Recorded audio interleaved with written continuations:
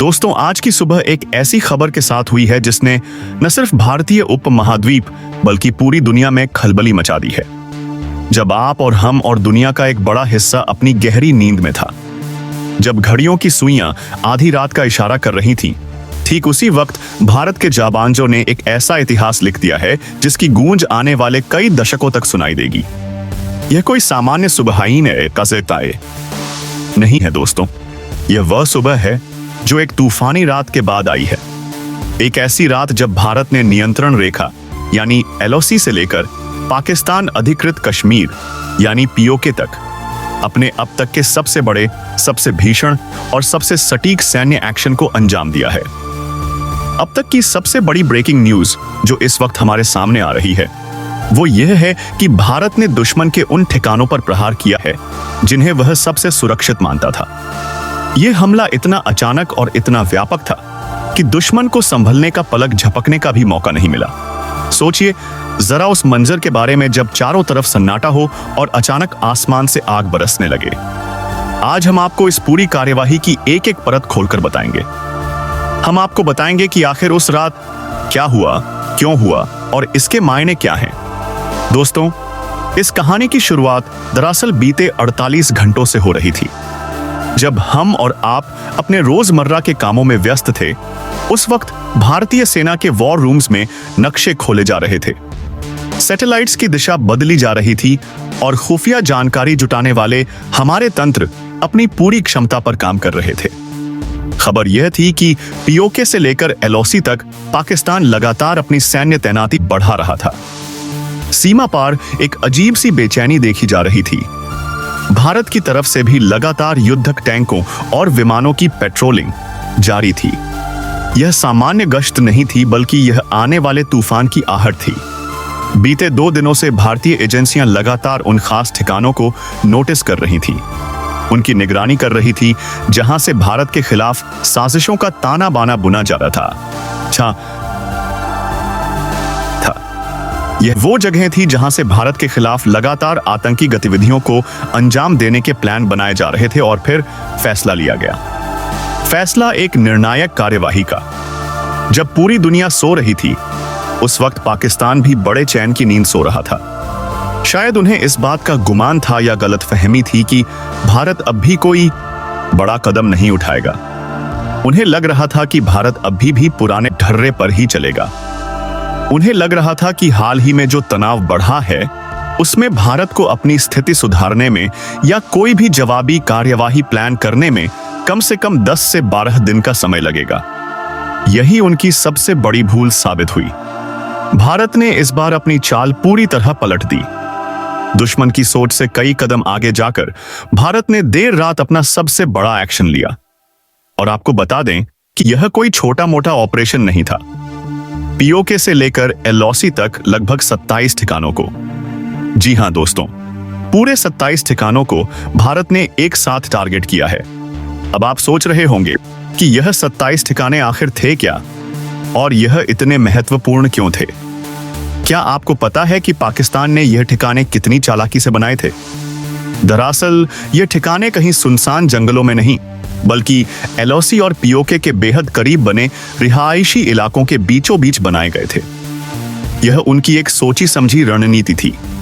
इन इलाकों में दिन के समय काफी भीड़ भाड़ होती थी। आम लोग अपने कामों में लगे रहते थे। ऐसे में भारत के लिए दिन के उजाले में इन ठिकानों को टारगेट करना बहुत मुश्किल था। भारत कभी नहीं चाहता कि उसकी कार्यवाही में किसी आम नागरिक को नुकसान पहुंचे। दुश्मन इसी बात का फायदा उठा रहा था। वो जानता था कि भारत की नैतिकता उसे दिन में हमला करने से रोकेगी। लेकिन दोस्तों, इन जगहों का एक काला सच भी था। रात होते ही यहां का मंजर बदल जाता था। POK और LOC से सटे हुए इन ठिकानों में पाकिस्तान रात के वक्त ब्लैकआउट कर देता था, यानी पूरी तरह अंधेरा। इसका साफ मतलब यह है कि पाकिस्तान इन जगहों को छुपाना चाहता था। वो नहीं चाहता था कि यह जगह भारत की नजर में आए। इन जगहों पर ब्लैकआउट इसलिए किया जाता था ताकि भारत को इस बात की भनक ना लगे कि अंधेरे के साए में यहां क्या खेल चल रहा है। यहां किस कदर आतंकियों को पनाह दी जा रही थी, किस कदर यहां आतंकियों के ट्रेनिंग सेंटर चल रहे थे। ये वो समय था जब पाकिस्तान यहाँ अपनी आर्मी डिप्लॉय करने के लिए अपनी बेहतर सेना और साथ ही अपने सैन्य रेजिमेंट को तैनात करने की गतिविधियां तेज कर देता था। दरअसल जिसे वह सैन्य रेजिमेंट कहते थे, अगर वास्तव में कहा जाए तो वह पूरा का पूरा आतंकी संगठन के करियर का काम चल रहा था। यह सब कुछ उन रिहायशी इलाकों के बीच में हो रहा था जहां घनी आबादी बसी हुई थी। आतंकियों ने इन बस्तियों को अपनी ढाल बना रखा था, लेकिन भारत ने इस बार दुश्मन की इस ढाल को भेदने का फैसला कर लिया। भारत ने इन ठिकानों को देर रात टारगेट करने का समय चुना, जब आम जनता अपने घरों में सो रही थी और सड़कों पर सिर्फ वो लोग थे जो भारत के खिलाफ साजिश रच रहे थे। भारत ने इन सभी 27 ठिकानों को पूरी सटीकता के साथ ध्वस्त कर दिया है। इन ठिकानों के ध्वस्त होने के साथ ही अब पाकिस्तान बुरी तरह बौखला उठा है। उनकी समझ में नहीं आ रहा है कि जिस अंधेरे को वो अपनी ताकत मान रहे थे, भारत ने उसी अंधेरे को उनका काल कैसे बना दिया। इस बौखलाहट का सबूत भी अब सामने आने लगा है। पाकिस्तान ने इस वक्त ड्रोन का इस्तेमाल शुरू कर दिया है। जी हां, सीमा पार से बहुत बड़ी खबर और बड़ी अपडेट सामने आ रही है। पाकिस्तान की तरफ से जवाबी कार्रवाई करने की एक हताश कोशिश की गई है, या फिर यूं कह लीजिए कि भारत के इस भीषण एक्शन पर पलटवार करने की एक नाकाम कोशिश की गई है। क्या है इस वक्त की पूरी खबर? सीमा पर असल में क्या चल रहा है? क्या यह तनाव अब एक बड़े युद्ध का रूप लेने वाला है? भारत ने जिन 27 ठिकानों को पीओके से लेकर एलओसी तक के बीच में पूरी तरह से टारगेट करते हुए ध्वस्त किया है, वे भारत के लिए रणनीतिक रूप से इतने महत्वपूर्ण क्यों थे? उन्हें ध्वस्त करना क्यों जरूरी हो गया था? यह सब हम आपको आज बहुत विस्तार से समझाएंगे। इसके साथ साथ आपको बताएंगे कि भारत ने अभी इस वक्त सीमा पर क्या कंडीशन बना रखी है, लगातार पीओके और एलओसी पर स्थिति कैसी बनी हुई है, किस कदर से लगातार दोनों तरफ से ताबड़तोड़ फायरिंग चल रही है, किस कदर से दोनों तरफ से सेना आमने सामने मोर्चे पर अड़ी हुई है। यह कोई सामान्य गोलाबारी नहीं है दोस्तों, यह दो देशों के बीच का एक ऐसा तनाव है जो अपने चरम पर है। भारत ने अपनी सैन्य शक्ति को और बढ़ाने के लिए एक बहुत बड़ी सैन्य टुकड़ी फिर से सीमा पर उतार दी है, जिसके साथ ही भारत ने कई आधुनिक टैंक और यहाँ तक कि कई जो शॉर्ट रेंज मिसाइलें हैं उन्हें भी एक्टिवेट कर दिया है। भारत की तरफ से यह तैयारी बता रही है कि हम किसी भी स्थिति के लिए तैयार हैं। आपको इस पूरी खबर का एक एक पहलू मिलेगा, तो हमारे साथ इस विश्लेषण में बने रहें। दोस्तों, भारत ने इस बार जो किया है वह सिर्फ सैन्य बल का प्रदर्शन नहीं है, बल्कि यह एक तकनीकी युद्ध का भी बेहतरीन उदाहरण है। भारत ने न सिर्फ इस वक्त अपने सैन्य मोर्चे को आगे किया है, बल्कि अपनी टेक्निकल क्षमता और अपनी विशेषज्ञ टीमों का पूरा इस्तेमाल किया है। क्या आपको पता है कि इस हमले से पहले क्या तैयारी की गई थी? सैटेलाइट इमेज की मदद से भारत ने पूरे उस इलाके का एक 3D मैप क्रिएट किया था। जी हाँ, एक ऐसा नक्शा जिसमें दुश्मन की हर एक हरकत, हर एक बंकर, हर एक सुरंग साफ दिखाई दे रही थी। भारत ने दरअसल इन्हीं नक्शों के आधार पर इन 27 पॉइंट्स को ट्रिगर किया था। यह वो जगहें थी जहां से भारत पर साजिशें रची जा रही थी। भारत ने इन 27 जगहों की पहचान की थी जहां से बंकर और सुरंग के रास्ते आतंकी भारत में दाखिल होने की कोशिश करते थे। सोचिए जरा, जमीन के नीचे बनी वो सुरंगें जिनका इस्तेमाल करके आतंकी हमारी सीमा में घुसपैठ करते थे और हमारे देश में खून खराबा फैलाते थे। यह वो ठिकाने हैं जहां पर आतंकी ना सिर्फ पलते थे, न सिर्फ यह उनके पनाहगार होते थे, बल्कि यह उनका मुख्य ट्रेनिंग सेंटर भी था। यह सेंटर एलओसी से बेहद करीब थे और यहीं से उन्हें हथियार चलाने की, बम बनाने की ट्रेनिंग देकर भारत भेजा जाने की तैयारी की जाती थी। दरअसल खुफिया एजेंसियों को खबर मिली थी कि यहाँ पर बहुत भारी मात्रा में हथियारों का जखीरा भी जमा किया गया है। भारत को इस बात की पुख्ता खबर थी। दरअसल यहाँ पर बता दें कि की पूरी सैन्य रेजिमेंट की तरह आतंकियों ने अपना अड्डा बना रखा था। उनके पास वो सब कुछ था जो एक फौज के पास होता है, और इन अड्डों को भारत ने पहले ही अपनी हिट लिस्ट में डाल रखा था। दोस्तों, आपको याद होगा दिल्ली में जो कुछ हुआ, जो साजिशें रची गईं, यह वही अड्डे हैं जहां से दिल्ली हमले की साजिश रची गई थी। इन अड्डों पर ही दिल्ली हमले को लेकर के पूरे पूरे प्लान किए गए थे। कौन कहां जाएगा, किसे निशाना बनाया जाएगा, किस तरह से इसे एग्जीक्यूट करना है, यह सब प्लानिंग इन्हीं 27 ठिकानों में से चलाई जा रही थी। इस बात की भनक भारत को पहले ही लग चुकी थी। हमारी एजेंसियां इन पर लगातार नजर बनाए हुए थीं। लेकिन इसके बावजूद भारत ने तुरंत कार्रवाई नहीं की। भारत ने पूरे 48 घंटे तक इसका इंतजार किया। अब आप पूछेंगे कि इंतजार क्यों? जब पता था तो हमला क्यों नहीं किया? यही तो भारत की रणनीति है। भारत ने लगातार इनकी एक एक लोकेशन को ट्रैक किया। उनकी एक्चुअल मूवमेंट क्या है, कब वह आते हैं, कब जाते हैं, यहां तक कि किस कदर से लोग आ जा रहे हैं और कितनी संख्या में यहां पर आतंकी मौजूद है। इस बात की भारत को 100% पुख्ता जानकारी चाहिए थी। भारत कोई कच्चा काम नहीं करना चाहता था। भारत चाहता था कि वार एक हो, लेकिन ऐसा हो कि दुश्मन की कमर टूट जाए। इस वजह से भारत ने सब्र के साथ इंतजार किया और बिना किसी को भनक दिए, बिना कोई शोर मचाए, इन 27 ठिकानों के ऊपर बहुत बड़ी कार्यवाही का फाइनल प्लान तैयार किया। और भारत ने हमला तब किया जब यह रिहायशी इलाकों के बीच बने सेंटर पूरी तरीके से शांत क्षेत्र में थे, यानी रात के वक्त, क्योंकि दिन में यहाँ पर चहल पहल हो रही थी।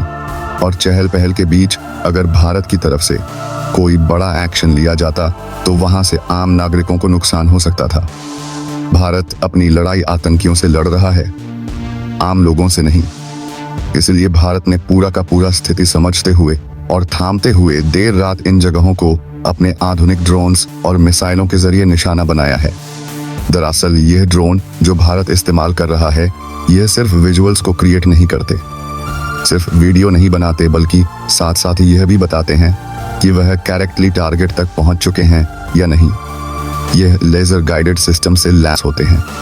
इसके बाद ही भारत ने इन्हें स्ट्राइक किया। एक एक टारगेट को पिन पॉइंट एक्यूरेसी के साथ तबाह किया गया। दरअसल भारत इस बार पूरी की पूरी तैयारी के साथ आगे बढ़ रहा है। भारत का इरादा अब सिर्फ घुसपैठ रोकना नहीं है। भारत न सिर्फ आतंक को जड़ से मिटाने के लिए प्रतिबद्ध है, बल्कि भारत ने यह भी साफ कर दिया है कि भारत में हमले की साजिश जिन जगहों से रची गई थी, चाहे वह सीमा के कितने भी पार क्यों ना हो, भारत उन जगहों तक अब पहुंचेगा और उन पर भी बहुत बड़ी कार्रवाई करेगा। और दोस्तों, भारत के इस नए तेवर से सिर्फ पाकिस्तान ही नहीं डरा हुआ है, इसी बात से तुर्की भी डरा हुआ है। तुर्की की भी सांसें थमी हुई हैं। अब आप सोचेंगे कि इसमें तुर्की कहां से आ गया, तो आपको बता दें कि भारत ने पहले ही शुरुआत में स्पष्ट करते हुए कहा था कि भारत में जो दिल्ली में जो सब कुछ हुआ, उसकी हमले की तैयारी और साजिशों का पूरा प्लान तुर्की के अंदर भी रचा गया था। वहां भी इसके तार जुड़े हुए थे और यहीं पर इन्हें कई जगहों पर ट्रेनिंग और किस कदर से भारत तक पहुंचना है, इस बात को लेकर के ट्रेनिंग भी दी गई थी। और इसीलिए यह स्लीपर सेल्स बाद में एक्टिवेट किए गए। भारत अब इन सभी कनेक्शनों को खंगाल रहा है और जरूरत पड़ी तो कार्यवाही का दायरा और भी बढ़ सकता है। लेकिन इस वक्त अब बॉर्डर पर बहुत बड़ी भारत की तरफ से हलचल शुरू हो चुकी है। जो रात में हुआ वह तो बस एक शुरुआत थी। भारत ने स्पष्ट कर दिया है कि अब पीओके और एलओसी पर उसने अपने जो प्रमुख ठिकाने थे, जो आतंकियों के लिए बहुत बड़ा टारगेट भारत ने तैयार कर रखा था, सेट कर रखा था, उन्हें भारत ने निपटाने का काम कर लिया है। यानी जो तत्काल खतरा था उसे खत्म कर दिया गया है। लेकिन क्या बात यहीं खत्म हो जाती है? बिल्कुल नहीं। अभी भी भारत की तरफ से यह एक्शन थमने वाला नहीं है। भारत ने साफ कहा है कि पीओके और एलओसी पर भारत जो शांति चाहता था, भारत जिस चीज की दरकार पहले कर रहा था, अब शायद वह संभव नहीं हो पाएगी, क्योंकि हालात अब बदल चुके हैं। भारत ने साफ किया है कि भारत के साथ जो किया गया है, जो साजिशें रची गई हैं, उसका बदला, उसका पलटवार भारत जरूर करेगा। और अब भारत रक्षात्मक नहीं बल्कि आक्रामक मुद्रा में है। और इस बात को लेकर के दुनिया के सबसे ताकतवर देश अमेरिका ने बीते एक दिन पहले ही चेतावनी दी थी। अमेरिका को भी आभास हो गया था कि कुछ बड़ा होने वाला है। अमेरिका की तरफ से अलर्ट जारी किया गया था। अमेरिका ने साफ कहा था कि उनकी इंटेलिजेंस की तरफ से कई बड़े दावे किए गए थे कि भारत की तरफ से तैयारियां पुख्ता की जा रही हैं और यह तैयारियां काफी हद तक आगे बढ़ती हुई एलओसी की तरफ दिखाई दे रही हैं। एलओसी की तरफ सैटेलाइट इमेज ने साफ किया था कि भारत न सिर्फ अपने आर्टिलरीज के साथ, अपनी तोपों के साथ, बल्कि अपने भारी भरकम युद्धक टैंकों और कई मिसाइलों की रेजिमेंट के साथ आगे बढ़ रहा है। यह एक पूर्ण युद्ध की तैयारी जैसा मंजर था, जिसमें भारत न सिर्फ अपने सामान्य आरपीएफ, सीआरपीएफ जैसी पैरामिलिट्री फोर्सेस का इस्तेमाल कर रहा है, बल्कि भारत अपने बीएसएफ और सबसे खास बात अपनी कई स्पेशल कमांडो फोर्सेस के साथ भी अपनी अपनी तैयारी को आगे बढ़ा रहा है। जब स्पेशल फोर्सेस मोर्चे पर आती हैं, तो इसका मतलब होता है कि मिशन बहुत गहरा और बहुत खतरनाक है। और इस खबर के आने के साथ ही अब पूरी दुनिया में एक बात साफ हो चुकी है कि भारत अभी भी अपनी स्थिति को पूरी तरीके से साफ नहीं कर रहा है। भारत के पत्ते अभी भी पूरी तरह खुले नहीं है। भारत अभी भी लगातार कई और ठिकानों पर निशाने बनाने की तैयारी कर रहा है। दुश्मन अभी भी इस असमंजस में है कि अगला वार कहां होगा। और दोस्तों, इसी बीच पीओके को लेकर के भी बहुत बड़ी खबर सामने आ रही है। यह खबर ऐसी है जो पाकिस्तान के हुक्मरानों की नींद उड़ाने के लिए काफी है। दरअसल यही एलओसी से पीओके तक भारत ने सिर्फ इन 27 जगहों 27 को ट्रिगर नहीं किया। 27 सिर्फ हवाई हमले नहीं किए, बल्कि साथ ही साथ भारत ने पीओके पर अपनी सेना उतारने का भी काम किया है। जी हाँ, आपने बिल्कुल सही सुना। जमीनी कार्यवाही बता दें कि पीओके में भारत की सेना जो इस वक्त मौजूद थी, जो स्पेशल फोर्सेस की टुकड़ियां थी, वह लगभग पीओके में 24 किलोमीटर अंदर तक पहुंच चुकी हैं। क्या आपको अंदाजा है कि 24 किलोमीटर अंदर घुसना क्या मायने रखता है? यह कोई छोटी मोटी दूरी नहीं है। यानी कि पीओके में एक बड़े हिस्से पर भारतीय सेना उतर चुकी है, जो कि इस वक्त पूरे के पूरे अब मोर्चे को संभाल रही है। यह पाकिस्तान की संप्रभुता पर एक करारा तमाचा है। दरअसल भारत ने न सिर्फ अपनी यहाँ पर सेना उतारी है, बल्कि अपनी सैन्य फोर्सेस के साथ साथ अपने रेजिमेंट, अपने टैंक रेजिमेंट, साथ ही अपनी कई आधुनिक मिसाइल प्रणालियों को भी तैनात कर दिया है। इनमें आकाश जैसी एयर डिफेंस मिसाइलें शामिल हैं, जो दुश्मन के किसी भी हवाई हमले को हवा में ही नष्ट कर सकती हैं, और साथ ही ब्रह्मोस जैसी ताकतवर क्रूज मिसाइल, जो कि शॉर्ट रेंज की दुनिया की सबसे बेहतरीन मिसाइलों में से एक है, इन्हें भी तैनात किया गया है। ब्रह्मोस की तैनाती का मतलब है कि दुश्मन का कोई भी ठिकाना अब सुरक्षित नहीं है। इसका साफ मतलब यह है कि भारत किसी भी तरीके की अनहोनी और किसी भी तरीके के पलटवार के लिए पूरी तरीके से तैयार है। भारत ने अपनी सुरक्षा का एक अभेद्य किला बना लिया है। वहीं भारत की एयरफोर्स को भी हाई अलर्ट में रखा गया है। हमारे फाइटर जेट्स किसी भी क्षण उड़ान भरने के लिए तैयार हैं। दरअसल आपको बता दें कि भारत की तीनों सेनाओं को, थल सेना, वायुसेना और नौसेना, सभी को हाई अलर्ट मोड पर रखा गया है। इस पूरे घटनाक्रम के बाद से, जब से यह 27 ठिकानों पर हमला हुआ है, तब से लेकर अभी भी इस वक्त तक सभी हाई अलर्ट मोड पर हैं। लेकिन अब जो स्थिति देखी जा रही है, जो एलओसी और पीओके के इलाकों में है, वह युद्ध के मैदान जैसी है। वहां पर भारतीय चॉपर से लेकर के, यानी सेना के हेलीकॉप्टरों से लेकर के भारतीय सेना के फाइटर जेट तक की इस वक्त गड़गड़ाहट गूंज आसमान में साफ सुनाई दे रही है। सीमा के पास रहने वाले लोगों ने साफ किया है कि देर रात से लेकर के सुबह अचानक दिवाली तक हेयर लॉस बंद करना चाहते हैं से यहाँ पर तेज गड़गड़ाहट के साथ फाइटर जेट की आवाजें सुनी जा रही हैं। आसमान में भारतीय वायुसेना का दबदबा कायम है, जिसका साफ मतलब यह है भारत किसी भी तरीके से अपनी पूरी स्थिति को स्पष्ट कर रहा है। और भारत साफ कर चुका है कि यहाँ पर किसी भी तरीके की कोई भी एक्टिविटी के लिए, दुश्मन की किसी भी हरकत के लिए भारत निर्णायक रूप से तैयार हो चुका है। पीओके के उत्तरी हिस्से में जो मौजूदा छुपे हुए लॉन्च पैड थे, जिनका इस्तेमाल आतंकी करते थे, उन्हें न केवल पूरी तरीके से नष्ट किया गया है, बल्कि खबर यह भी है कि वहां मौजूद आतंकी सरगनाओं को भी घेर करके मेरी बेटी को मिला अपना लाइफ पार्टनर, जीवन साथी निपटाया गया है। यह सिर्फ ढांचों को गिराना नहीं था, बल्कि आतंकियों का सफाया भी था। यह सब इतनी सटीकता से किया गया, इतने प्रोफेशनल तरीके से किया गया है कि पाकिस्तान को सुबह तक इस बात का अंदाजा भी अब नहीं लग पा रहा है कि आखिरकार भारत ने रातों रात यह सब कुछ कैसे किया। कैसे उनके रडार फेल हो गए, कैसे उनकी खुफिया एजेंसियां सोती रह गईं, रातों रात उनकी चौकियां कैसे निपटा दी गईं। जबकि दूसरी ओर अगर हम भारतीय खेमे की बात करें तो भारतीय सेना के भीतर एक अजीब सी चुप्पी है, एक ऐसी शांति जो बड़े तूफान से पहले होती है। जैसे कि हर कोई जानता हो कि यह जीत या 27 ठिकानों का ध्वस्त होना अभी सिर्फ शुरुआत का दौर है।